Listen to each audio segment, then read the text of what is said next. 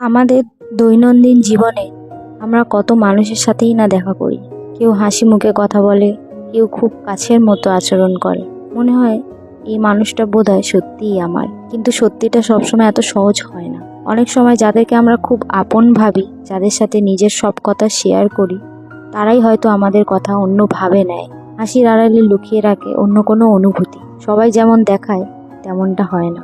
কিছু মানুষ থাকে যারা সামনে তোমার ভালো চায়, কিন্তু পেছনে তোমার ভুল খোঁজে, তোমার সাফল্যে হাসে, কিন্তু মনে মনে সেটা সহ্য করতে পারে না। সবচেয়ে কষ্টটা তখনই হয় যখন তুমি বুঝতে পারো যাকে তুমি নিজের মনে করেছিলে সে তোমাকে কখনোই নিজের ভাবেনি।